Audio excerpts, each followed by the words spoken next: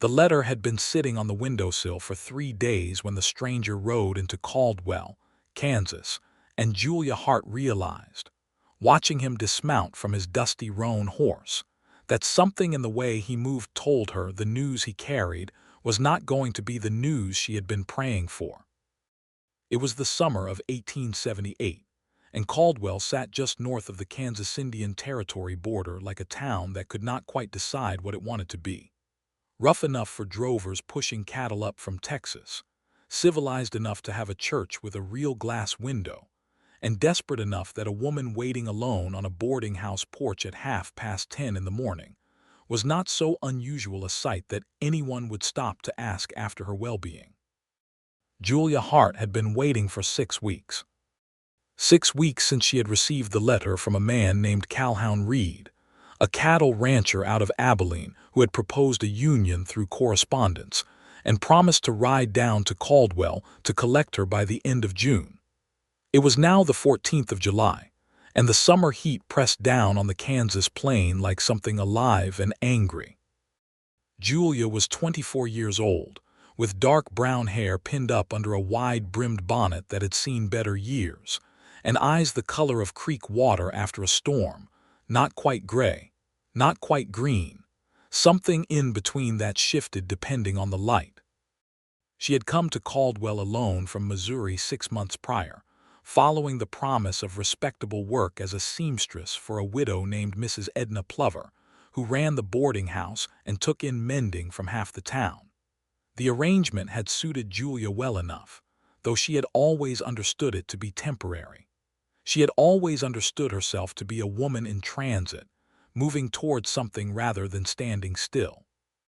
Calhoun Reed had written to her through a newspaper advertisement she had answered on something of a whim born of practicality, if she was honest, because Edna Plover was not well, and the boarding house would not survive the old woman long, and Julia had no family left worth mentioning in Missouri.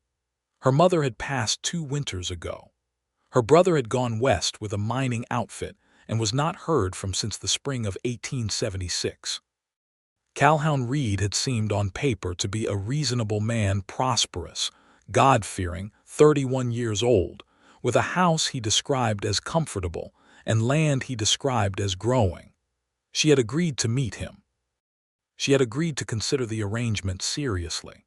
She had been considering it for 6 weeks on a porch in the Kansas heat. The stranger on the roan horse tied his animal at the post in front of the general store across the street, and Julia watched him do it. He was tall and lean in the way that men who spend most of their lives outdoors tend to be, with the kind of leanness that is not weakness but economy, a body that had learned not to carry anything it did not need. He wore a battered hat and trail-worn clothes, and he carried himself with the particular quiet of someone who was accustomed to delivering news that people did not want to hear. He looked across the street, and his eyes found her on the porch with a directness that made her sit up a little straighter. He crossed the street without hurrying. Julia set down the mending she had not really been working on and waited. He stopped at the foot of the porch steps and took his hat off, which was a courtesy she had not quite expected, and held it in both hands. He had dark hair that was dusty from the road, and a jaw that was shadowed with several days of not shaving, and eyes that were a very particular shade of brown, the kind of brown that reminded her of river clay, deep and still and honest. "Excuse me, ma'am," he said. "I am looking for a woman named Julia Hart." She studied him for a moment. "You have found her," she said carefully. He exhaled slowly, and that exhale told her almost everything before the words did. "My name is Bernard Trask," he said. "I rode down from Abilene. I was acquainted with Calhoun Reed." The word was. She noticed it immediately, the way you notice a wrong step on a familiar staircase. "Was," she repeated. Bernard Trask nodded. He did not look away from her, which she appreciated even as it frightened her. "Yes, ma'am. I am sorry to tell you that Calhoun Reed passed away. It was a fever, 3 weeks ago. He was sick a week before it took him, and in that week he asked me. He knew I was heading south along the Kisham route. He asked me to come to Caldwell and let you know. He did not want you waiting." He paused. I am sorry I took as long as I did to get here. The herd I was riding with was slow. Julia sat very still. The mending lay in her lap. The sun was heavy and golden and indifferent, and somewhere down the street someone was hammering something with a steady, patient rhythm that did not stop for anything. She had not been in love with Calhoun Reed. She had been honest with herself about that from the beginning. She had been practical about it. The way a woman alone in the West in 1878 had to be practical about nearly everything. But she had been hopeful. She had been hopeful in the way that is about more than just the particular man, hopeful in the way that is really about the future taking some kind of solid shape at last. And now the shape had dissolved, and she was sitting on a boarding house porch in the Kansas heat with a stranger telling her so, and she felt the loss of that hope land in her chest like something physical. She breathed through it. Then she looked at the man standing at the foot of her steps, holding his hat with both hands, watching her with those honest clay-brown eyes, and she said, "What did you say your name was?" "Bernard Trask," he said again. "Bernard Trask," she repeated, as though she were putting it somewhere she would not lose it. "Are you a drover, Mr. Trask?" "Among other things," he said. "I have worked cattle most of my adult years. I do some trail scouting when there is work for it. I am not any one thing in particular, I suppose." "How old are you?" she asked, and then immediately added, "Forgive me, that is a forward question." "No offense taken," he said, and the edge of his mouth moved slightly, not quite a smile but something in that territory. "I am 29. Julia nodded slowly. She looked out at the street, at the dust hanging in the still air, at his horse at the post across the way, at the ordinary world going about its ordinary business while her plans lay dissolved around her feet. Then she looked back at him. "You rode how far out of your way to bring me this news?" she asked. He considered it. "A fair distance." "Why?" she asked. "You did not know me, you were not obligated." Bernard Trask was quiet for a moment. He turned his hat once in his hands. "Calhoun asked me to," he said. That was reason enough. But also he paused, and there was something honest in the pause, something unguarded. "I did not like the thought of a woman waiting in this heat for a man who was not coming and not knowing why. It did not sit right with me." Julia Hart looked at him for a long moment. The hammering down the street continued its patient work. "Would you like some water, Mr. Trask?" she said finally. "You look like you have been riding for some time." He looked slightly surprised, as though he had expected the conversation to end differently. "I would appreciate that, yes," he said. She stood, gathered the mending, and held the door open. "Come inside, then. Mrs. Lover keeps a cool kitchen." He followed her in, ducking slightly at the door frame out of habit, and the story that had begun on that porch moved forward into all the complicated and unexpected places that stories go when two people decide, against all expectation, to remain in each other's company for a little while longer. The kitchen of the Plover boarding house was dim and cooler than the outdoors by several welcome degrees, the walls thick adobe that held the night's chill well into the afternoon. Julia filled a tin cup from the pitcher on the table and set it down across from where she indicated he should sit, and Bernard Trask sat and drank and said nothing for a moment, which she found she did not mind. There was a quality to his silence that was not awkward but simply present, the silence of a man who did not fill space with words just to fill it. Mrs. Edna Plover appeared in the kitchen doorway, a small woman in her mid-60s with sharp eyes that missed very little and a disposition that was charitable to those who deserved it and direct with those who tested her. She looked at Bernard Trask with frank assessment. "This the man you have been waiting on?" she asked Julia. "No," Julia said, and her voice was steady. "This is Mr. Bernard Trask. He came to bring me news about Mr. Reed." Edna Plover was perceptive enough to read the shape of that news from Julia's tone. She looked at the young woman for a moment, then at the man, then she said, "I will put more water on," and moved into the kitchen fully, busying herself at the stove without requiring any further explanation. "Mrs. Plover has been very kind to me," Julia said to Bernard, to give the silence something. "I came to Caldwell to work for her, before the arrangement with Mr. Reed was established. She has not asked me to leave even though my usefulness to her has become somewhat limited. She does not look like a woman who asks for help often, Bernard observed, glancing toward Edna. She does not, Julia agreed. She is not well, though she pretends otherwise. Are you staying in Caldwell, then? He asked. The question was direct but not prying, genuinely curious. Julia folded her hands on the table. I had not thought that far, she said honestly. 30 minutes ago my plan was still to wait for Calhoun Reed. Now I suppose I need a new plan entirely. He nodded, turning the cup slowly between his palms. Do you have family elsewhere, somewhere to go? No, she said simply. Do you want to stay in Caldwell? She thought about it with real seriousness, the way she thought about most things. Not indefinitely, she said. There is not much here that will grow into a future, but I am not afraid of it either. She paused and then said something more honest than she had intended. I had thought there was going to be a different kind of chapter opening, and now there is not. I'm still at the same page I was on before. Bernard Trask was quiet for a moment. Then he said, You are very honest, Miss Hart. Mrs., she said. Or rather Miss again, I suppose. I was briefly married some years ago. My husband passed. She said it without particular sorrow, which was accurate, because the marriage had been brief and not particularly happy, and the grief had run its course by now. I kept the name Hart because it is my family name anyway. He accepted this without pressing her on it. Bernard Trask, he said, as though reintroducing himself on slightly different terms now that they were sitting across a kitchen table from one another, and the formal porch conversation had shifted into something else. You mentioned you do trail scouting, Julia said. What does that mean exactly?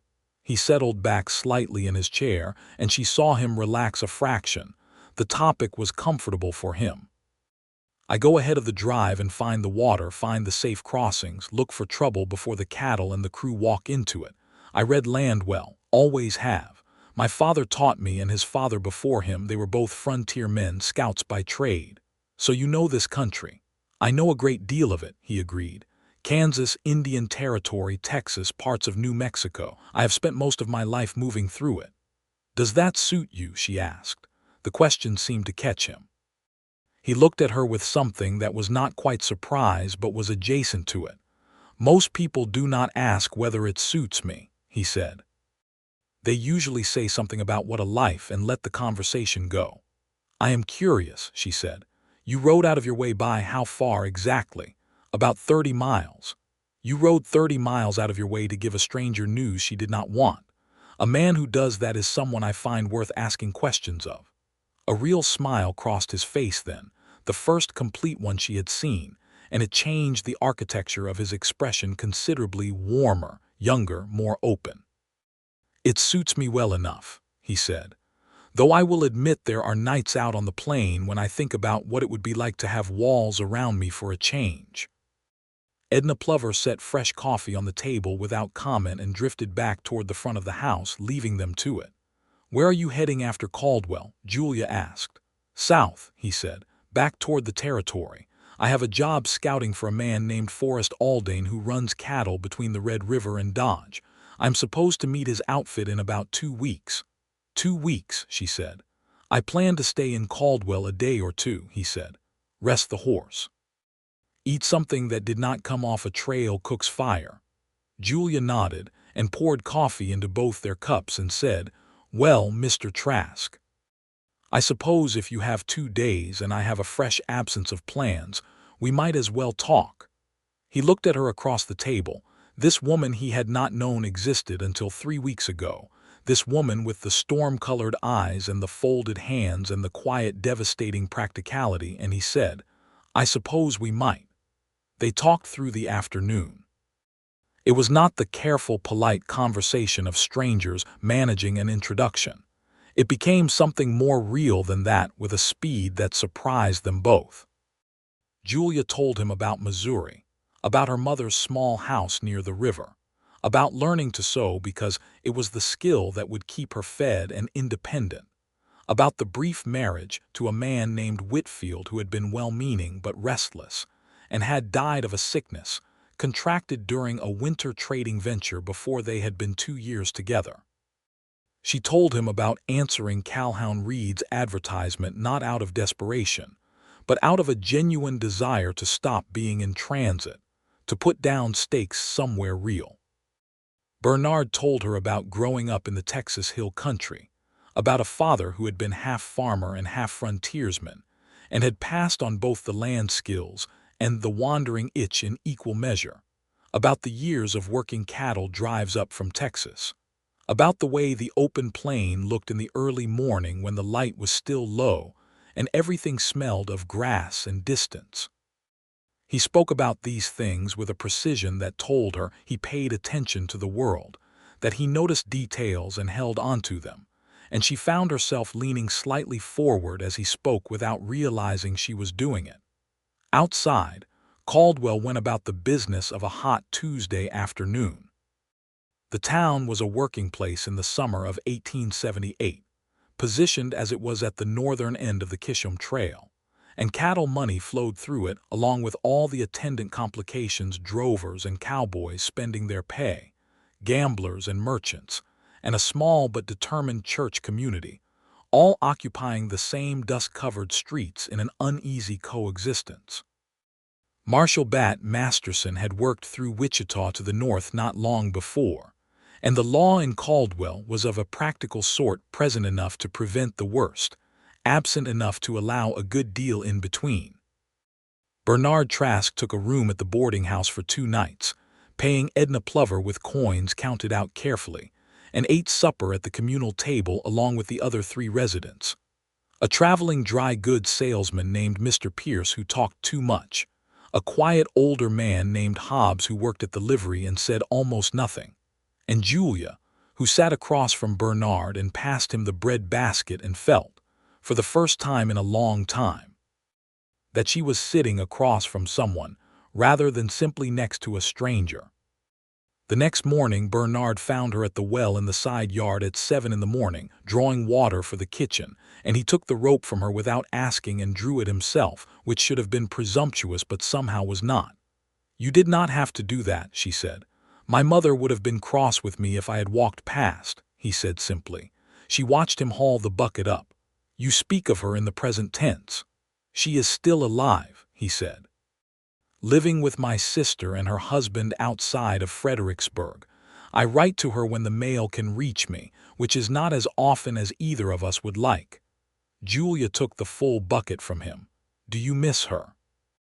"Every day," he said, without embarrassment. She walked back toward the kitchen, and he fell into step beside her, and she noticed that he matched his pace to hers without making it a point of it, without slowing exaggeratedly or drawing attention to the adjustment. It was a small thing. She noticed it anyway. They went into town together that morning because Julia needed thread from the dry goods store and Bernard needed to check on some piece of his saddle tack that the leather worker was supposed to have looked at. It was an accidental arrangement that became a deliberate one when they both finished their errands at approximately the same time and found themselves standing outside on the boardwalk with the morning still relatively cool and neither of them in any particular hurry. "Is there anything worth seeing in this town?" he asked. "Not particularly," she said honestly, "but there is a view from the East Ridge that is worthwhile in the morning. I walk up there sometimes." "Would you show me?" he asked. She would. They walked east out of town along a track that climbed gently through scrub and dry grass to a low ridge that offered an unobstructed view across the Kansas plains stretching south toward the territory. The sky above it was enormous and blue and absolute, the kind of sky that makes a person feel small in a way that is not frightening but is clarifying, as though scale itself becomes a kind of comfort. "Lord," Bernard said quietly, standing beside her on the ridge. "Yes," she agreed. They stood together in a silence that was entirely comfortable and looked out at the plain, and the wind moved through the grass below them in long shivers, and somewhere far out a hawk was working a thermal in wide, slow circles. "Do you know what I think?" Julia said after a while. "Tell me." "I think that I have been thinking of my situation as a problem to be solved rather than a life to be lived," she said. "And I think Calhoun Reed's letter was not just a proposal of marriage. It was a particular solution I had settled on because it was available, and now that the solution is gone," she paused. I feel I should be more frightened than I am." Bernard turned to look at her. The morning light was full on her face and she was looking out at the plain, her bonnet hanging loose down her back by its ribbons. "Why do you think you are not frightened?" he asked. "I am not entirely sure," she said. "Yesterday I was frightened. Last night I thought I might be frightened. But this morning I woke up and thought, well, I am still here, and the morning is still happening, and I suppose that is enough of a foundation for something." She glanced at him. "You will think me foolish." "I think no such thing," he said. His voice was very quiet and very certain. "I think you are one of the least foolish people I have met in a long time." She looked at him steadily. The hawk made another long circle over the plain. "Tell me about these 2 weeks before you have to meet Alden's outfit," she said. Something shifted in his expression, a careful consideration, a weighing of something. "What do you want to know about them?" "I want to know if you are truly planning to spend them sitting in a boarding house in Caldwell," she said, "because that seems like a considerable waste of someone who scouts trail for a living. What are you suggesting?" He asked, and there was a careful curiosity in it. "I am not entirely sure yet," she admitted, "but I will tell you that Mrs. Plover has a cousin who settled land 40 miles south of here, and she has been wanting to send a letter and some goods down to that cousin for months, and she has not had anyone she trusted to take them. And I have been meaning to take them because she cannot, but I have been waiting." She stopped. "I have been waiting for something that is no longer coming," she finished. "So I am wondering if a woman who needs to go 40 miles south into somewhat unsettled country, and a man who knows that country and has 2 weeks before he is needed elsewhere, might find that their directions overlap." Bernard Trask looked at her for a long moment. The wind moved through the grass below them. "You are proposing that I accompany you to deliver a letter and some goods for your landlady," he said. "I am proposing that we are both going south," she said, "and that the company might be mutually beneficial." He was quiet for a moment, and she held herself very still, not wanting to push it, not wanting to seem as though she was asking for something she could not name yet. She did not know what she was asking entirely. She only knew that standing on this ridge with this man felt like the first thing in weeks that had felt like it might be going somewhere real. 40 miles south," he said. "And then back," she said, "if you have time for back." He looked out at the plain. Then he looked at her. "All right," he said.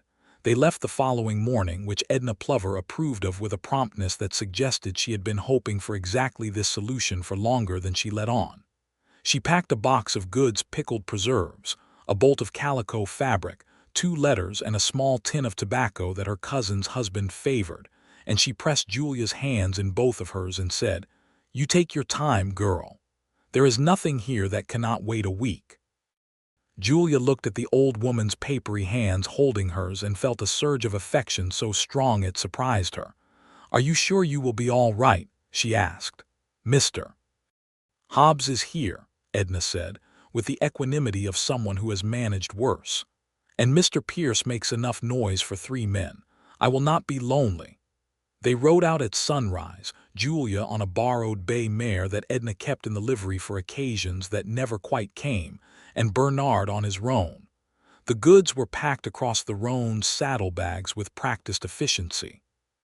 The morning was cool and smelled of dew and the distant sweetness of the Kansas grass, and the sky was the pale silver that precedes full dawn, luminous and still.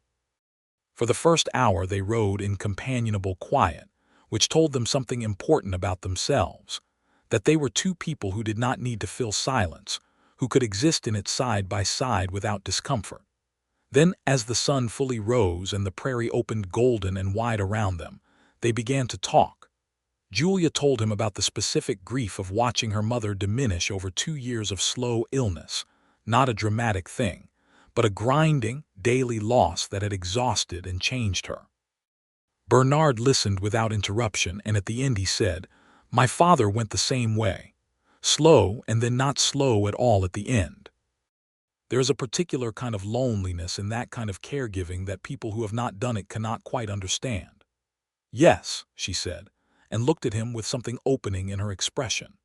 He told her about the first cattle drive he had ridden, at 17, from Texas up through the territory into Kansas, and about the particular terror and exhilaration of the Red River crossing water high from spring rain, cattle surging and panicking, riders yelling over the roar of it. He told it with the physical specificity of someone whose memory was rooted in his body, and she could see it as he spoke, the churned brown water, the horses swimming, the enormous sky overhead. "Were you afraid?" she asked. "Terrified," he said, "and alive in a way I had never been before and was not sure I would be again." She thought about that. "I think I have been playing it too safe," she said. He glanced at her. "No," he said thoughtfully. "I think you have been playing it as safely as you needed to given what you had to work with. That is different from cowardice. That is intelligence." She absorbed this. No one had framed it quite that way for her before. The landscape south of Caldwell shifted gradually as they rode the cultivated fringe of the town giving way to open grassland, the grassland rolling and vast and interrupted by dry creek beds and the occasional stand of cottonwood. The Kishom Trail ran south through this country, and they crossed the wide-beaten cattle track twice in the first day's riding, the earth churned and odorous from the passage of thousands of longhorns. "How many cattle have you moved through your life?" Julia asked. Bernard considered it with genuine calculation. "Somewhere in the neighborhood of 30,000, he said. "Over the drives I have worked, perhaps more." 30,000, she repeated, marveling at the number. "When you see them up close in a herd," he said, "and the whole thing is moving together across the land, it is something. It is like watching a river that is alive, a river with opinions." She laughed at that, a real laugh, sudden and unguarded, and the sound of it seemed to catch him off guard as well, as though he had not expected it to be so warm, so full, and he smiled looking at her in a way that he was perhaps not entirely aware of. They made camp at the end of the first day, beside a dry creek bed that still had enough moisture at its banks to coax cottonwood trees into shade. Bernard built a fire with the methodical competence of someone who has built 10,000 fires in 10,000 camps, and Julia unpacked the food she had brought from Edna's kitchen: bread, hard cheese, dried apricots, and a small pot for coffee, and they made their supper together with the ease of a division of labor that had not been discussed and needed no discussion. The night came down over the Kansas plain with the suddenness of summer.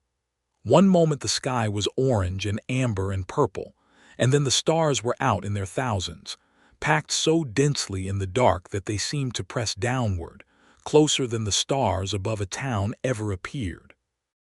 Julia sat by the fire with her coffee and tipped her head back to look at them. "My mother used to say that the stars were all the souls that had ever lived looking back at the ones still here," she said. "Do you believe that?" Bernard asked from across the fire. "I believe she believed it," Julia said, which was its own kind of comfort. He was quiet, looking up. "My father said the stars were navigation," he said. "Practical, useful. He was not a sentimental man." A pause. "But he also used to sit and look at them for a long time in a way that did not look purely practical." Julia smiled at the fire. The night was warm and the crickets were very loud, and somewhere far off a coyote spoke once and was answered by something she could not identify. "Are you afraid out here?" Bernard asked, not as a challenge but with genuine curiosity. She considered it honestly. "No," she said. "I should be, perhaps. I know there are dangers." "There are," he agreed, "though less than people think if you know the country and you are not doing something foolish." "Are we doing something foolish?" she asked. He looked across the fire at her. "No," he said. "We are two grown adults riding 40 miles through open country on a clear summer to deliver goods for an old woman. There is nothing foolish about it." "Some would say a woman riding out with a man she met 3 days ago is foolish," Julia said. "Some would," he acknowledged. He met her eyes. "Is that what you think?" She held his gaze. "I think I am a woman who has spent considerable time being cautious," she said, "and I think there is such a thing as cautiousness that becomes its own kind of mistake." He said nothing for a moment, and she could see him choosing his next words with care. "I want to tell you something," he said finally, "that I would not normally say to someone I have known 3 days." "Tell me," she said. I came to Caldwell because I gave Calhoun Reed my word, and I am a man who keeps his word, he said.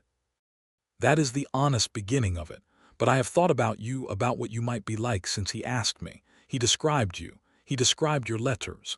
He said you wrote with more directness and intelligence than any woman he had corresponded with, and he was half afraid you would change your mind about coming. And when I rode into Caldwell and saw you on that porch, he stopped. What? She said quietly.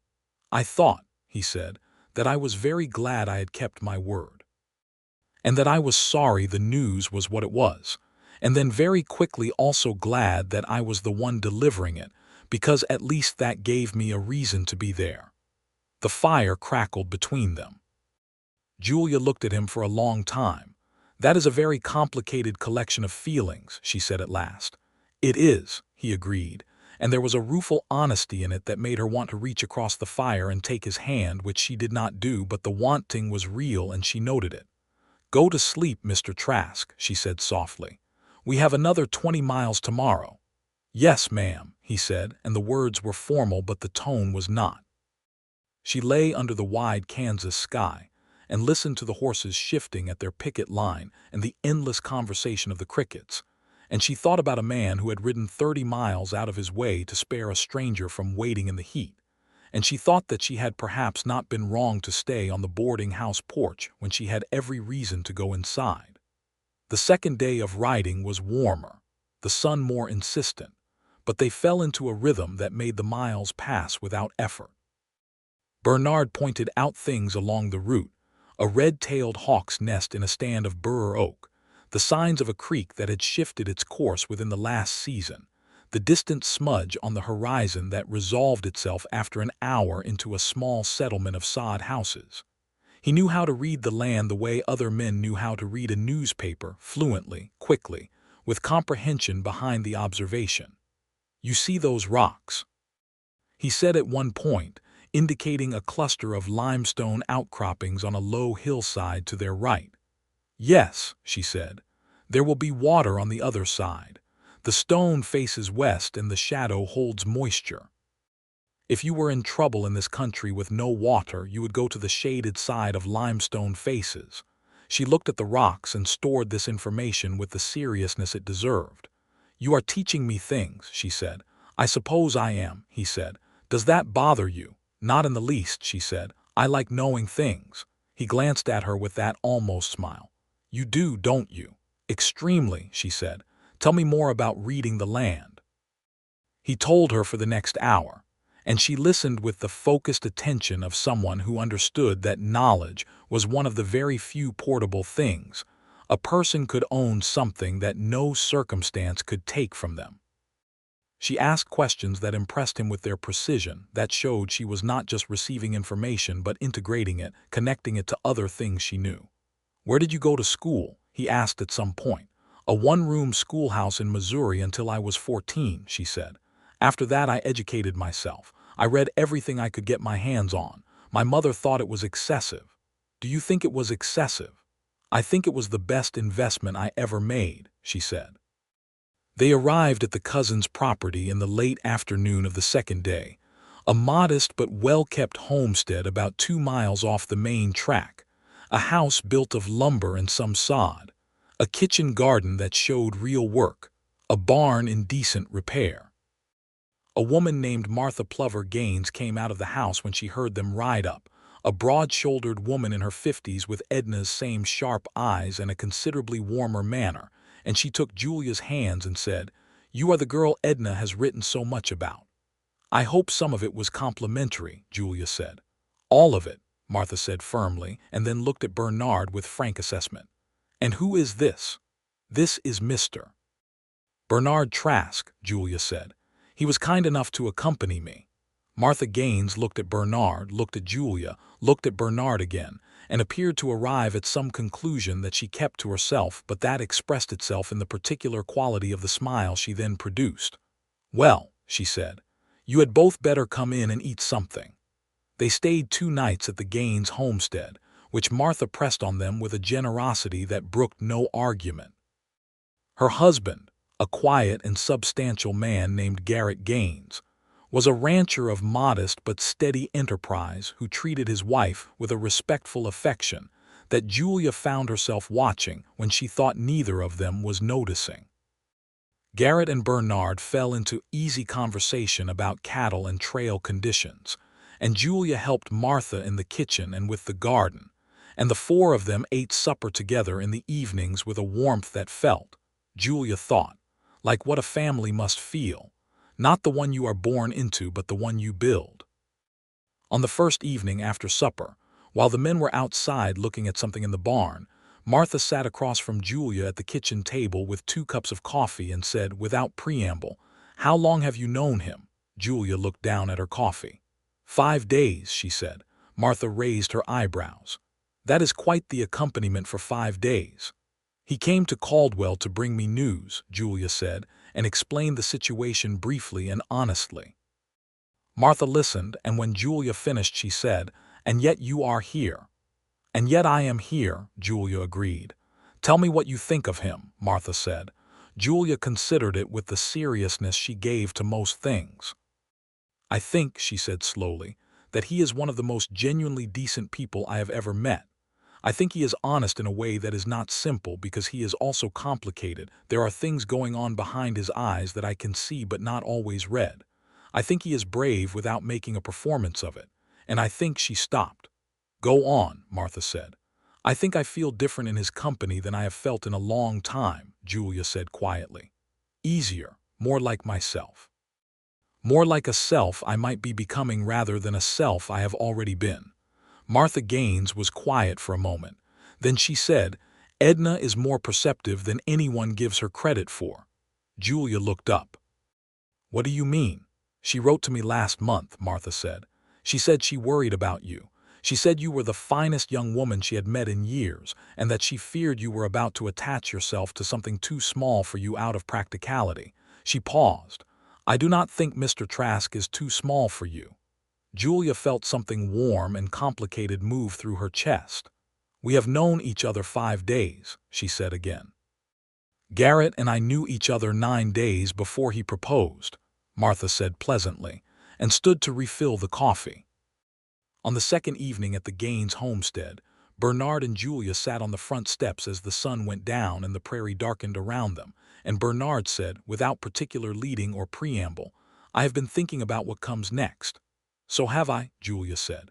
"When we go back to Caldwell," he said, "I have 12 days before I need to be at the territory rendezvous for Alden's outfit."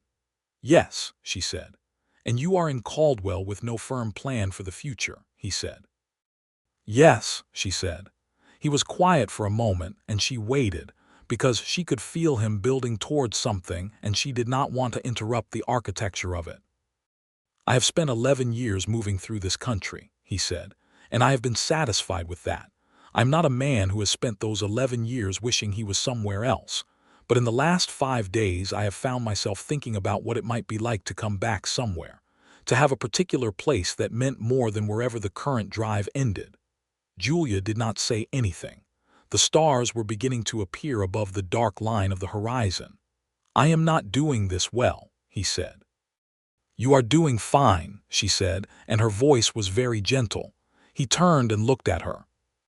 His face in the last of the light was very serious and very open, and she could see that this was costing him something, not because he was afraid of her response exactly, but because saying the thing meant it was real, and real things could go wrong in ways that unspoken things could not.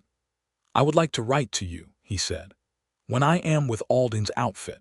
I would like to come back to Caldwell when the job is done, and I would like to spend more time with you, to know you better." He stopped and started again. "I find that I am not in any hurry to be done knowing you, Miss Hart. And that is a thing I have not said to anyone before, and I am saying it clumsily, but it is true." Julia looked at him for a long, careful moment. The last light was leaving the sky and the prairie was going dark and soft around them, and somewhere a night bird called once, clear and steady. "I would like that very much," she said. He exhaled slowly. The tension in his shoulders eased. He nodded once, as though confirming something to himself, and then he looked at the stars coming out above the Kansas plain, and she looked at them too, and they sat together in the comfortable dark until Martha called them in for the last cup of coffee of the evening. They rode back toward Caldwell the next morning, and the return journey had a different quality from the outward trip, warmer, more settled, as though something had been established between them that had not existed before, and that made the same landscape feel different to move through. They talked more freely, interrupted each other more readily, laughed more. Julia told him about a disastrous attempt she had made to learn to bake bread in the early weeks at the boarding house, and how she had produced something that Mrs. Plover had diplomatically suggested might be used for roof repairs, and Bernard laughed with his whole body, a real unguarded laugh, and she thought she had never seen him look more like himself than in that moment.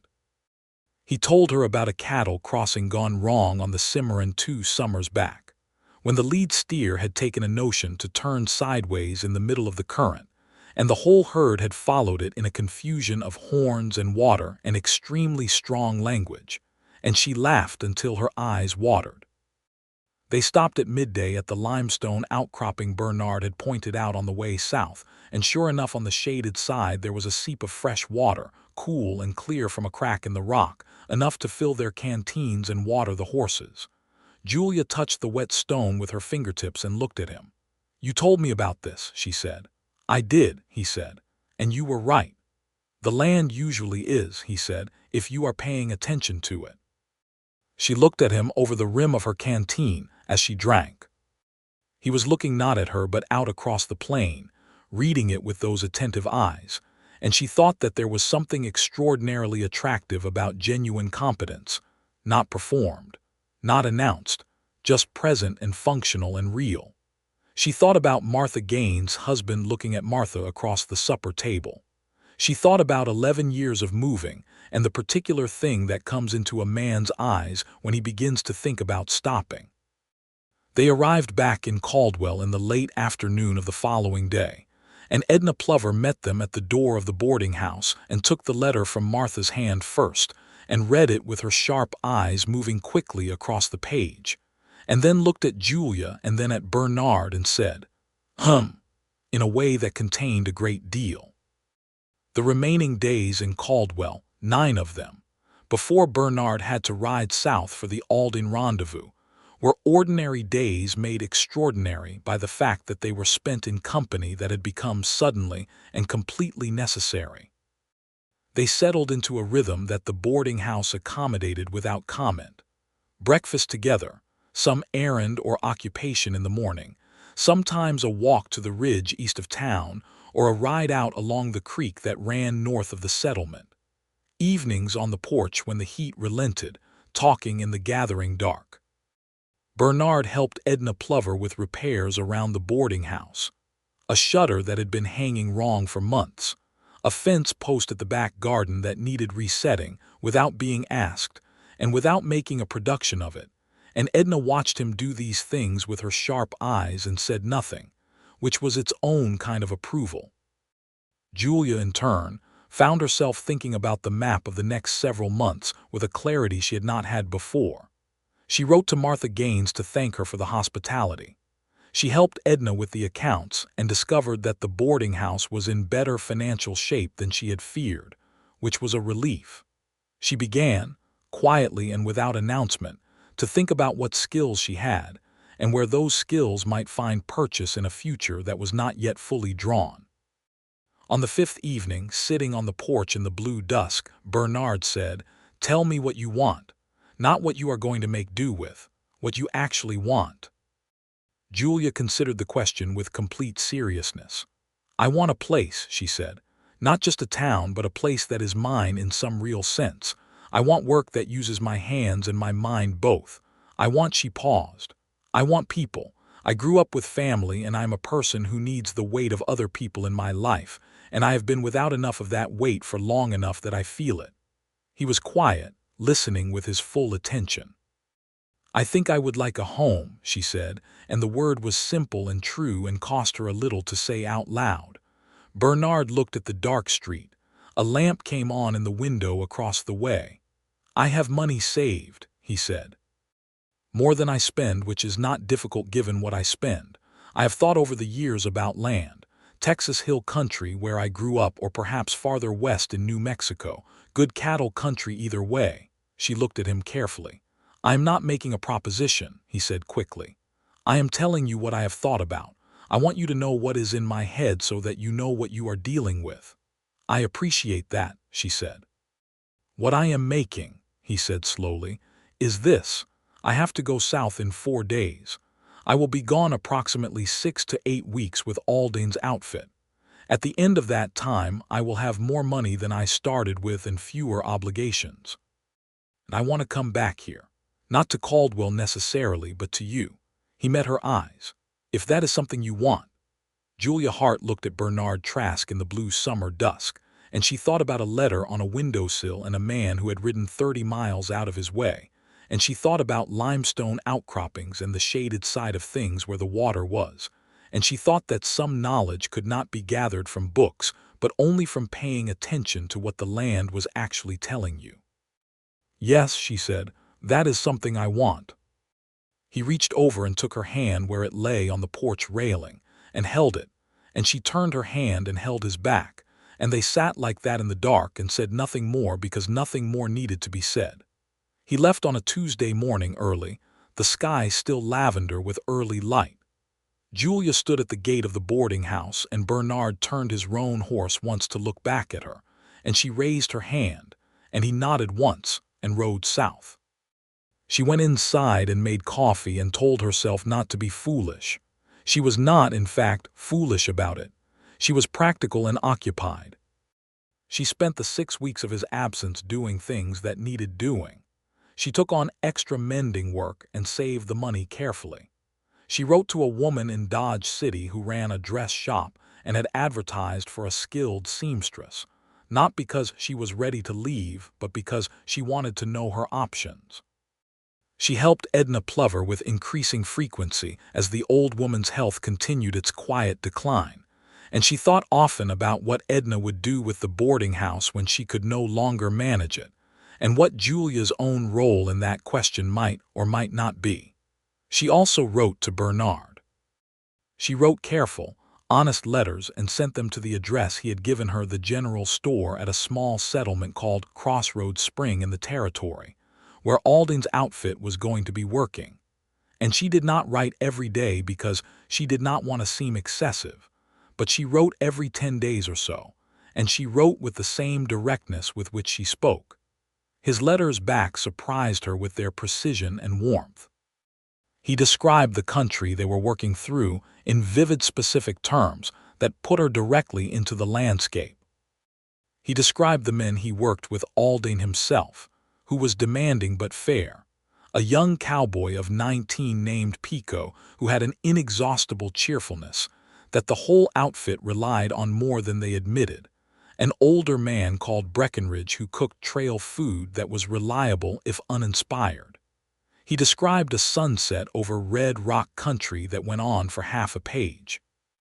And in every letter there was something, near the end, that was about her, a question about what she was thinking, a reference to something she had said on the ridge above Caldwell, a small admission of what he was looking forward to. The last letter arrived 3 days before he did, and she read it at the kitchen table with her coffee. And when she had read it through twice, she set it down and sat with it for a moment, and thought that she was in love with Bernard Trask, and that this was not the complicated, cautious, practical emotion she had worked herself up to feeling about Calhoun Reed's proposition, but something else entirely, something simple and large and certain. The way the sky above the Kansas plain was simple and large and certain. She put the letter in the drawer with the others and went back to her mending. He arrived on a Thursday in early September, when the summer heat had finally begun to soften at the edges, and the mornings carried the first faint suggestion of the autumn to come. He rode in from the south in the late morning, and Julia was in the side yard taking down washing from the line, and she heard the particular rhythm of his horse's gait. She had learned it, apparently, without knowing she was learning it, and she turned and he was there, dismounting at the gate, dustier than when he had left and visibly thinner from weeks of trail cooking, and he took his hat off and looked at her across the yard. "Hello," he said. "Hello," she said. "You look terrible," he laughed. "That is fair." She went to the gate and opened it. He was standing just on the other side of it, and she was standing just on this side, and the gate was between them. And for a moment they just looked at each other, the real looking that you do when someone has been absent, and you need to confirm that the memory and the reality are the same thing. They were. He stepped through the gate, and she was close enough that she could see the lines the sun had etched deeper into his face over the past weeks, and close enough to smell the trail dust and horse, and something underneath that was simply him. And she looked up at him, and he looked down at her, and whatever had been building between them for all the weeks and the letters and the ride south and the ridge above Caldwell arrived at its natural conclusion, without any further conversation required. He kissed her there in the side yard of the Plover boarding house with the clean laundry on the line and the September morning light gold around them. And she kissed him back with the wholehearted commitment of someone who had decided to stop being cautious about the things that mattered. When they drew apart, he was looking at her with something in his face that she did not think he would have shown anyone else, something unguarded and wondering and very young despite all his 29 years of moving through the world. "I thought about you every day," he said. "I know," she said. "You said so in the letters." "I meant it every time," he said. "I know that too," she said. She took his hand. "Come inside. Edna will want to see that you have survived." Edna Plover did indeed want to see that, and she expressed her pleasure at his return with a directness and efficiency that amounted to. She set an extra place at the table, served him the best of what was in the kitchen, and asked him with genuine curiosity about the cattle country to the south. Bernard answered her questions with respect and detail, and Edna listened with the sharp, engaged attention that she gave to everything. And Julia sat across from them both and felt something that she recognized, with a quiet interior certainty, as exactly what she wanted her life to look like. The conversation that was coming had to be had, and they had it 2 days later, sitting in the kitchen in the early morning before the rest of the house was awake, with coffee between them and the September light coming gold and clear through the window. "I have been thinking," Bernard said. "I know," Julia said. "I have been thinking too." "Tell me what you have been thinking," he said. She folded her hands around her cup. "I have been thinking about land," she said. "You mentioned Texas Hill Country. Fredericksburg, where your family is. I have been thinking about what it would mean to be somewhere with roots, actual roots, not just a boarding house and borrowed plans." He was listening with everything.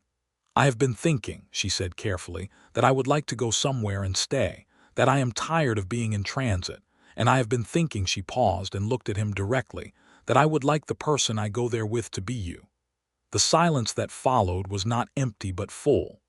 "Julia," he said, and the way he said her name, the first time he had used it without the formal address, without the miss, told her everything before the next words did. "I would like that too. I would like that more than I have words for, and I am not usually a man who runs out of words." "You are not," she agreed. "I want to do this properly," he said. "I am aware that we have known each other for a matter of weeks, and that a good portion of those weeks involved me being in the territory and you being here.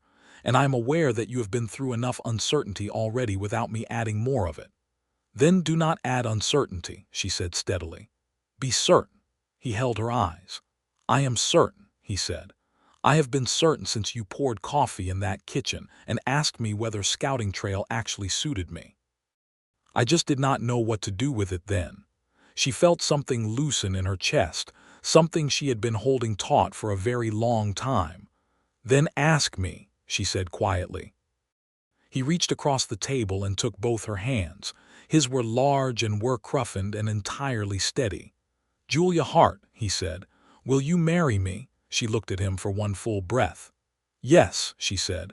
"Bernard Trask, I absolutely will." The plan they made together in the weeks that followed was practical and real and theirs. And Julia found that planning a future with someone you had actually chosen, not chosen out of necessity or arrangement, but chosen with full knowledge and full heart, was a completely different experience from the cautious correspondence with Calhoun Reed. Every decision they made together. Talked through, examined, agreed upon. It was the pleasantest thing she had done in years. They decided on Fredericksburg, Texas, in the hill country. Bernard had family there, which gave them a foundation, and the land was good, and the German community that had settled it had built something stable and lasting that appealed to Julia's sense of what a home should be. Bernard had enough money saved, combined with the pay from the Alding job, to buy a modest parcel of land and a house that needed work but was structurally honest. He had looked at it on his way back from the territory, had ridden specifically through Fredericksburg to look at it, he admitted, because he had known even before he got back to Caldwell what he wanted and had simply been waiting to say it properly. "You looked at it already," she said. "I did," he said, "on the way back." "Yes. So you were fairly sure of yourself," she said. "I was fairly sure of you," he said, which was a better answer. They were married in early October, in Caldwell, in the small church with the real glass window that caught the morning light and broke it into pieces of color across the wooden floor. Edna Plover stood in the front pew looking fierce and proud, and Martha Gaines had ridden up from her homestead 40 miles south with Garrett, because Julia had written and she would not have missed it. The minister was a man named Reverend Calloway who conducted services with a brisk efficiency that Bernard appreciated and Julia found charming. There were a handful of other townspeople who had come to know Julia over her months at the boarding house, and the whole gathering was modest and genuine and exactly right. Julia wore her best dress, a deep blue-green that she had altered herself to fit better than it ever had, adding a collar of ivory lace that she had made from a remnant of Edna's stock. And when she walked up the aisle toward Bernard and saw the way he looked at her, she understood that she would remember that look for the rest of her life. Not because it was romantic in the storybook sense, though it was that too, but because it was so specifically him, so honest and so full and so Bernard Trask, who had ridden 30 miles out of his way to spare a stranger from waiting in the heat. He took her hands at the altar and held them, and the Reverend said the words, and they said the words, and when it was done Bernard kissed her with a restraint that made Martha Gaines' eyes go bright, and Edna Plover made a sound that was possibly a sniffle, and was definitely not a sniffle depending on who you asked. Afterward there was a simple celebration at the boarding house food that Edna and Martha had conspired on, more than either of them admitted. A bottle of decent wine that Garrett Gaines produced from somewhere, and a great deal of the kind of warm noise that a small gathering of genuinely happy people makes.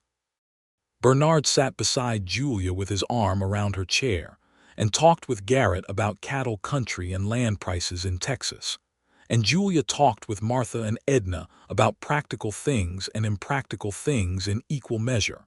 And outside the October sun was golden and the air had the clean brightness of early autumn.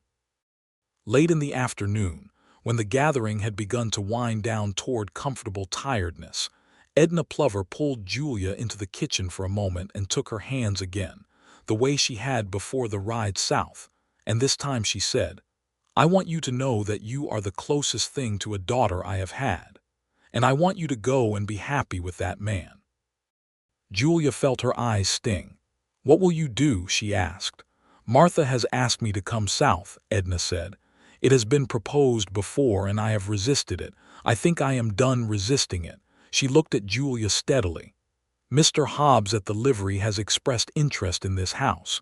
He is a quiet man but a reliable one. The house will be fine." Julia embraced the old woman carefully, aware of how small and real she was, and Edna tolerated it for precisely as long as it took her to recover her composure and then stepped back and said, "Go on. Your husband is looking for you." They left Caldwell 3 days later, with a wagon loaded with what Julia had accumulated in her months there. Not very much, she was pleased to discover, because she had always been good at not accumulating more than she could carry. Bernard's horse was tied at the back of the wagon and he drove, and Julia sat beside him on the seat with the October wind sharp and clean around them, and she watched Caldwell diminish behind them as they headed south and west, and felt something she could only identify as the end of one story and the beginning of another. The drive from Caldwell to Fredericksburg took the better part of 2 weeks, which was a journey and which became, without being designed as such, a kind of first long chapter of being married, of learning what it was to move through the world together rather than in parallel. They stopped at settlements along the way, stayed in a boarding house in Wichita one night and under the open sky twice more, and crossed into Texas with the late October sun warm on their backs and the land changing around them from the flat grass of Kansas to the rolling, cedar and live oak country of the hill region. Bernard's mother, a woman named Clara Trask, was exactly what Julia had hoped she might be, and also more formidable than she had quite anticipated. A small woman in her early 60s with silver hair and the same honest clay-brown eyes as her son, and a manner that was warm but not soft, accepting but not uncritical. She looked Julia over with the thoroughness of someone assessing a situation and said, "Bernard says you have good sense." "I try to," Julia said. "That is the right answer," Clara said, and let her in. Bernard's sister, Rebecca, and her husband, Jonas, ran the farm adjacent to the parcel Bernard had purchased, and they were a young couple, not many years past 20, with a small boy named Elias who was 3 years old and looked like all of the Trask family simultaneously, and had an energy that required 2 adults' constant attention. Rebecca was warmer and faster to laugh than Bernard, but she had the same quality of paying attention to everything, and she took to Julia with a directness that Julia appreciated. "My brother has been talking about you in every letter for 2 months," Rebecca said on the second evening, out of Bernard's hearing. "Has he?" Julia said. "He is not a man who talks about things easily," Rebecca said. "So 2 months of letters about a person is practically a declaration of love in Bernard terms." Julia smiled. "He made the declaration more directly in person." Rebecca's eyes brightened. "Good," she said firmly. The house Bernard had bought was a good, sturdy structure of limestone block, the same limestone that knitted itself through the Texas hill country in outcroppings and walls and fence posts, pale golden in the afternoon light, with 4 rooms and a kitchen garden that had been let go but could be reclaimed, and a porch that wrapped around 2 sides and caught the afternoon breeze reliably. It needed interior work, plaster repaired, floors sanded and restained, the kitchen improved. Bernard had known this and planned for it. What he had not fully anticipated was that Julia would know exactly what she wanted it to become, and would communicate this with a precision and a decorative vision that outpaced his own, and that the process of making the house a home would become one of the most genuinely pleasurable collaborative projects either of them had ever undertaken. They worked on it through November and into December, with help from Jonas on the heavier work, and with Clara Trask arriving periodically to cook and supervise, and make observations that were usually correct. Julia learned to lay plaster from Jonas, who had done it extensively and taught her with patience. Bernard restained the floors and built shelves in the kitchen, and hung the new door that Julia had decided the back entry needed, and there was something deeply satisfying in the physicality of it, in the transformation from a house that was merely sound into a home that was genuinely lived in. In the evenings they sat by the fire that the December temperatures had begun to justify, and Bernard read aloud from the books Julia had brought from Caldwell, because he was a good reader, precise and expressive, and he put the right weight on things without overdoing it. Julia mended or sewed, and sometimes she read to him, and sometimes they simply sat in the comfortable silence that had been the first thing she noticed about him, and that had not changed. Christmas came with a softness that the Texas hill country does in winter, not the hard gray cold of the Missouri Christmases Julia had known, but something gentler, the cedar trees dark green against the pale winter grass, and a sky that was often startlingly blue even in December. They spent it with Clara Trask and Rebecca and Jonas and small Elias, who received a carved wooden horse from Bernard with a shriek of joy that pleased the giver enormously, and Julia baked a pie from dried apples that Clara pronounced acceptable, which was practically a standing ovation from that quarter. Bernard gave Julia a new bonnet, much better than the one she had been wearing when they met, and a small leather-bound journal because he had noticed she had opinions about things that deserved recording.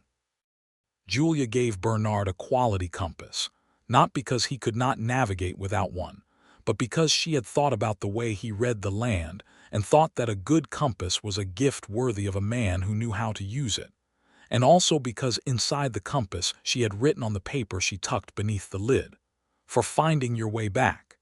He read it and looked at her over the lid of the compass and said nothing, but the look said everything. January brought the news that Julia was expecting, and she told Bernard on a quiet morning in the kitchen with both of them sitting over coffee and the winter light coming in at a low angle through the window. She had known for a week but had waited until she was certain of herself before saying it aloud. Bernard went very still when she said it. Then something crossed his face that she had never seen there before, a particular quality of amazed joy that she thought was possibly the most beautiful thing she had ever witnessed on a human being's face. "Are you certain?" he said. "I am," she said. He stood and came around the table and pulled her to her feet and held her, and she felt the steadiness of him around her. This man who knew how to read the land and ride 30 miles out of his way for a stranger, and hold his hat in both hands and mean what he said. And she thought that the best decisions are sometimes the ones that begin with asking a stranger his name. He pressed his face into her hair and said, very quietly, "Thank you." She laughed and pulled back enough to look at him. "I think we share some responsibility for this development," she said. He laughed too, and his eyes were very bright, and he sat back down and said, "A boy or a girl, what do you think?" "I think it is far too early to speculate," she said primly, and poured him more coffee. He speculated anyway, throughout the following months, with a cheerful optimism about both possibilities that she found endearing.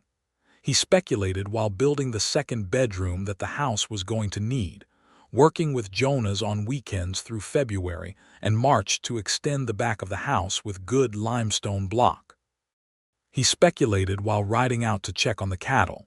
He had bought a small herd, modest but growing, and he came back in the evenings with tales of what the land had told him that day, and she listened with the same attention she always gave him and stored the details of this particular piece of Texas hill country in the way she stored all useful knowledge. Clara Trask was present for the birth in August, along with the midwife from Fredericksburg, a capable German woman named Mrs. Sheffer, who had attended more births in the hill country than anyone could count, and who ran the proceedings with a calm authority that Julia found enormously reassuring. It was a long labor and an honest one, and at the end of it Bernard was allowed into the room, and Julia put their son into his arms, a boy, solid and dark-haired and loud in the way of the newly arrived, furiously indignant at the temperature differential. And Bernard held him with the careful precision of someone who understands that the thing in his hands is the most important thing he has ever held. "Hello," he said to the baby, in the same direct way he had said hello to Julia across a boarding-house yard in September. "I am your father." The baby stopped crying for a moment and appeared to be considering this information. Clara Trask laughed from the corner of the room. Julia, exhausted and overwhelmingly happy, watched the two of them together and thought about a woman on a porch in the Kansas heat, waiting for something that was not coming, and how the world had arranged itself so that the thing that came instead was this room, this man, this child, this life that was entirely and specifically her own. They named the boy Henry Ward Trask Henry for Bernard's father, Ward for Julia's mother's family name, a thread of Missouri stitched into this Texas life. Henry was a cheerful and determined baby who grew into a cheerful and determined child, dark-haired like both his parents, and with Julia's storm-colored eyes and Bernard's habit of paying close attention to everything. He learned to walk with the seriousness of someone who had considered the project carefully and decided to commit to it. And from a very early age, he followed his father around the land with an absorption that made Bernard's face go soft in a way that Julia stored carefully in the archive of her happiest memories. The herd grew steadily. Bernard was a careful cattleman, not reckless, not overcautious, but attentive in the way he was attentive to everything. He hired a young hand named Luis Carrera, a Mexican cowboy of 22 who had grown up working cattle and knew the hill country terrain with the same intuitive fluency Bernard brought to it. The two of them worked well together, their different kinds of knowledge complementary, and Luis ate supper with them often enough that Julia began to set the extra place as a matter of course. Julia ran the house and the kitchen garden with the same organized intelligence she brought to everything, and took in mending and sewing work from Fredericksburg, not because they needed the income desperately, but because she needed the work, needed the satisfaction of her hands being useful, needed the connection to other women in the town that came with being the person. They brought their difficult alterations and their special occasion commissions too. She was known in Fredericksburg within a year as a woman who could be trusted with anything that required both skill and discretion, which was worth more than most currency. They went into town on Saturdays for supplies and services and the ordinary social machinery of a settled life, and Julia liked the social machinery even when it was complicated, liked the German ladies' society that she was eventually invited to join, liked the church women's circle, liked the conversations across fences, and at the dry goods counter that built, over time, into genuine knowledge of and connection with the people around her.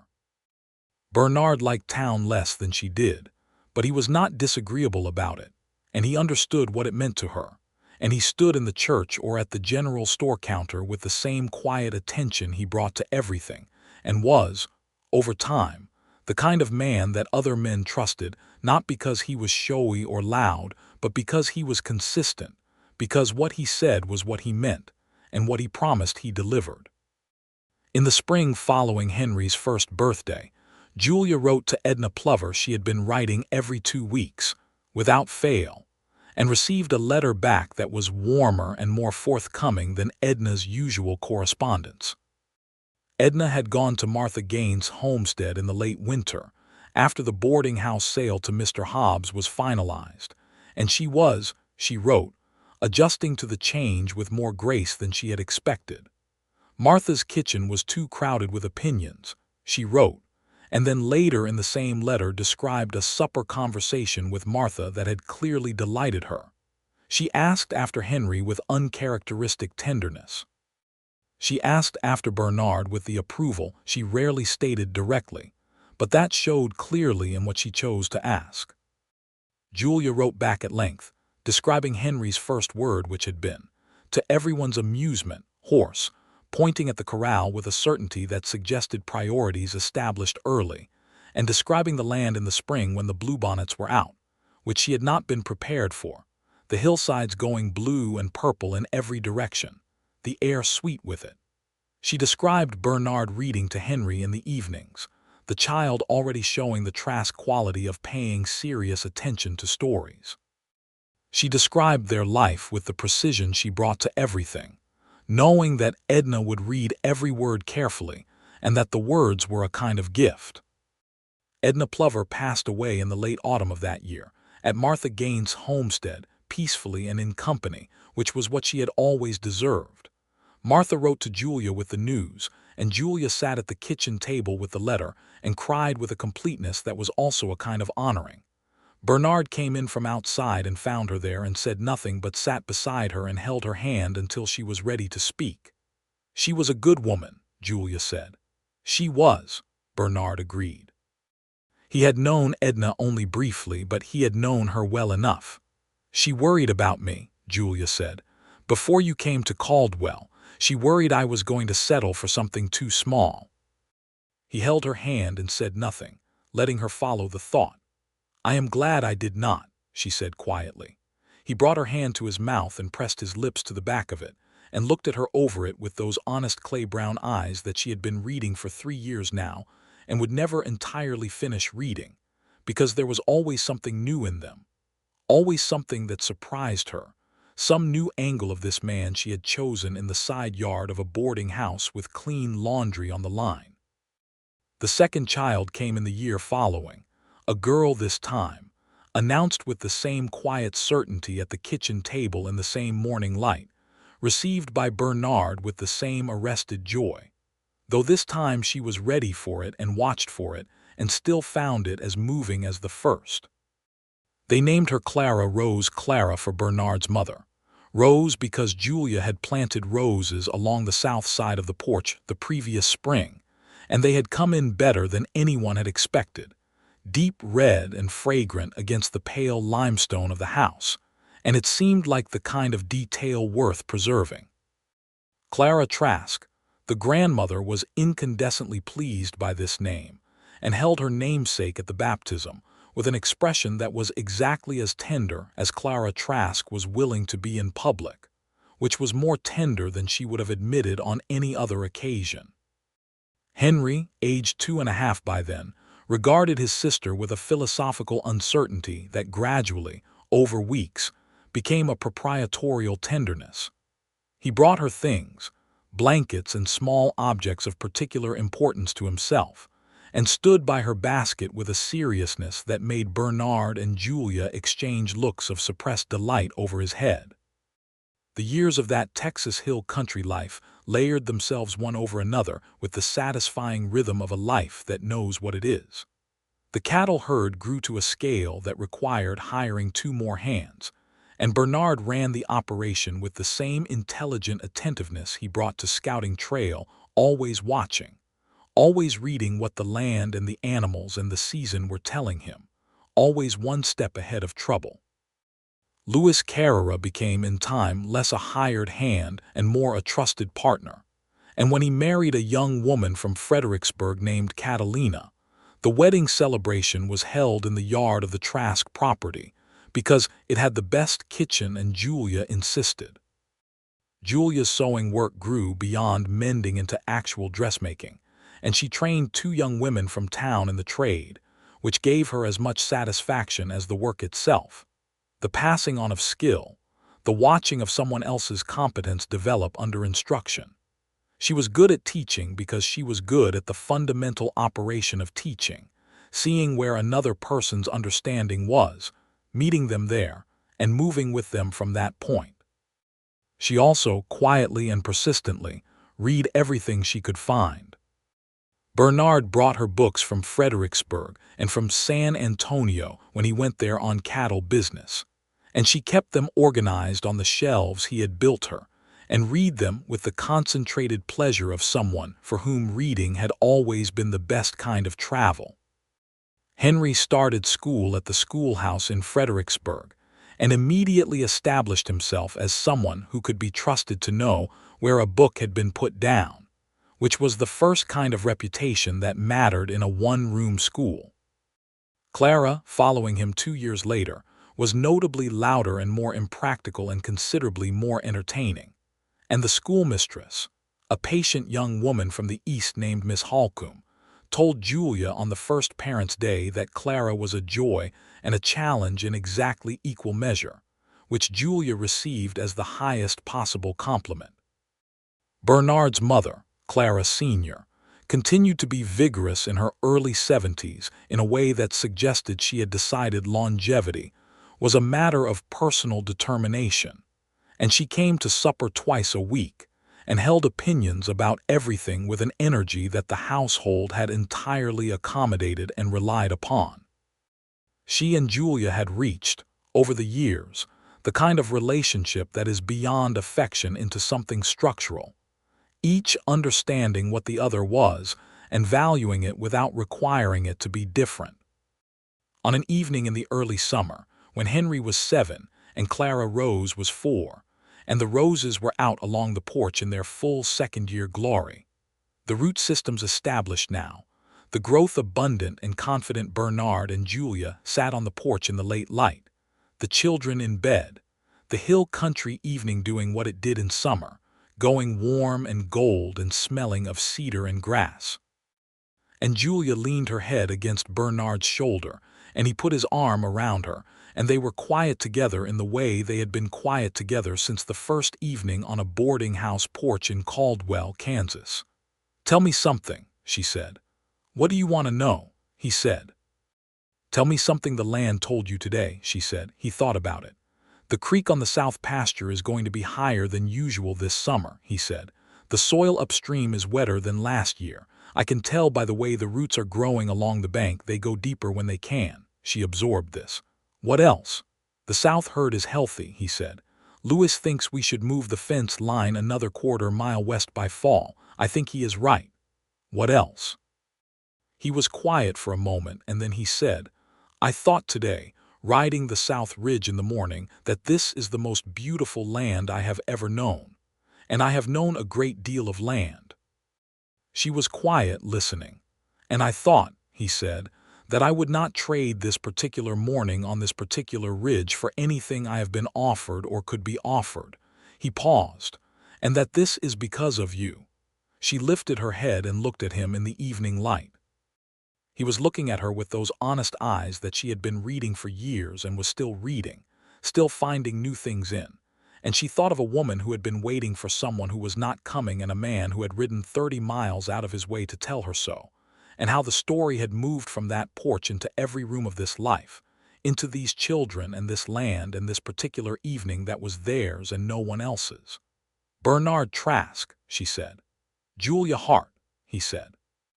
She smiled at the name, her own original name that he had called her by since the porch, that she had kept through every change, that sat in his mouth with a rightness that she had noticed from the very beginning. "You came to tell me something I did not want to hear," she said, "and stayed to tell me something I had been waiting for without knowing it." He looked at her with all the warmth and steadiness that was simply him. "What was that?" She settled back against his shoulder. "That the right next thing was not what I had planned," she said. "It was better." He pressed his lips to her hair and said nothing, which was the right thing. And the Texas evening came down around them both, around this man who read the land and this woman who read everything.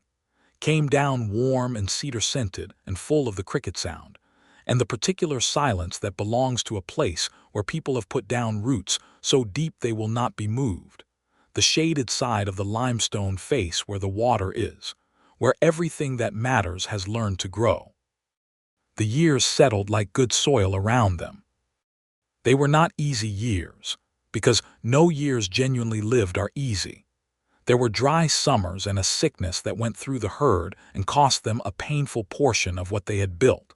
And one winter when the cold came harder than the hill country was used to, and the pipes froze, and everyone in the household was required to deal with the consequences with more humor than they initially felt.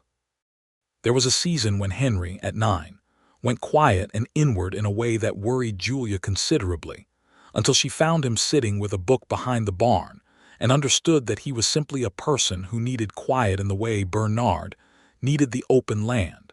And she read this in him with the same attention Bernard brought to the ground beneath his feet. She showed him where the quiet was without making a fuss of it, and thereafter he came to her when he had read enough to talk about what he had found.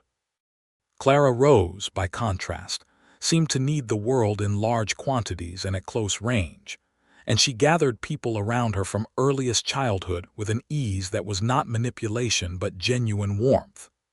She took after something in Julia that Julia herself had not fully recognized until she watched it operating in her daughter, a quality of interested attention that made people feel genuinely seen. Miss Holcomb, the schoolmistress, said Clara was the kind of child who would do something that mattered in the world, and said it with such certainty that Julia wrote it in the journal Bernard had given her as a wedding gift, in the pages where she kept things she wanted to hold on to. Bernard's mother, Clara Sr., died in her 78th year on a cold January morning, in the house she had lived in for decades, in her sleep, which was exactly as she would have arranged it if given the option. The grief that followed was real and had weight, but it did not break anything. It was the kind of grief that is also a kind of tribute, that acknowledges the fullness of what was there rather than lamenting only its absence. Bernard grieved with the quiet depth that was his manner with all things, and Julia stayed close and did not try to manage it, but simply was there, the way he had been there for her when Edna Plover's letter arrived. Rebecca and Jonas were a steady and beloved presence across the property line throughout all of it. Their children, 2 boys and eventually a girl, growing up alongside Henry and Clara in the particular intimacy of neighboring families whose lives are woven together by proximity and genuine affection.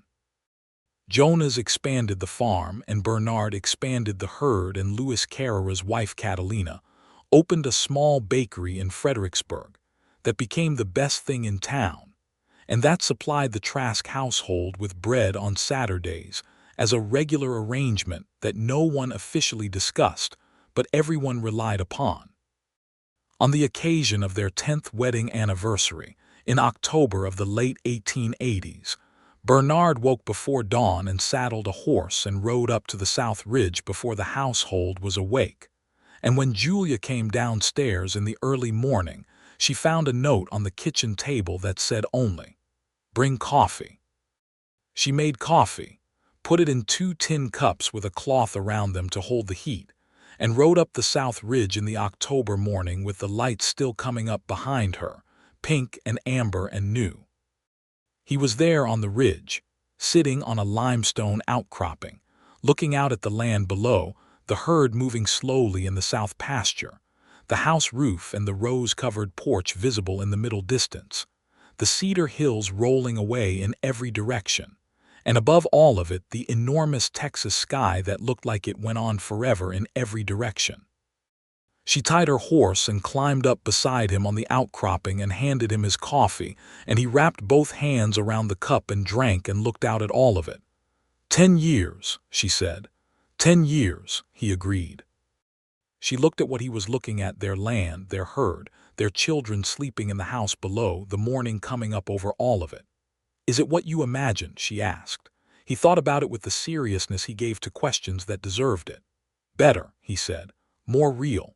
When you imagine something you do not know how it smells or how it sounds, and real things smell and sound like themselves. I never imagined you specifically because I did not know you existed."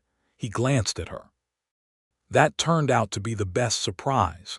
She leaned her shoulder against his. "I was waiting for the wrong thing," she said, "and you came to tell me so." "You asked my name," he said, and she could hear the smile in it. "I asked your name," she agreed, "and changed my plans." He put his arm around her on the limestone ridge with the October wind light around them, and the whole of their life spread out below in the early morning light. And she leaned into him and held her coffee in both hands and looked at the horizon, that particular horizon that had been theirs for 10 years now, that she knew at every hour and in every season, that the land had shown her exactly what Bernard had always known it would, if you paid attention to the right things. This was the right thing. The morning came up fully around them, gold and blue and absolute, the way the sky over Kansas had been the first morning she had walked to a ridge with this man, and it filled the world from one edge to the other, and they sat in it together for as long as they needed to before riding back down to the house, to the children, to the ordinary, extraordinary, ongoing thing that was their life. Henry had breakfast on the table by the time they came in. He had woken and found the house empty, and being Henry, had addressed the situation practically rather than with alarm. And Clara Rose was sitting on the counter eating an apricot and telling Henry something that required very specific hand gestures to convey accurately. Bernard and Julia came through the kitchen door and their children looked up, and it was, Julia thought, the exact picture of what she had wanted when she had sat on a boarding house porch in Caldwell with her plans dissolving in the summer heat, and a man on a roan horse tying up across the street. It was this.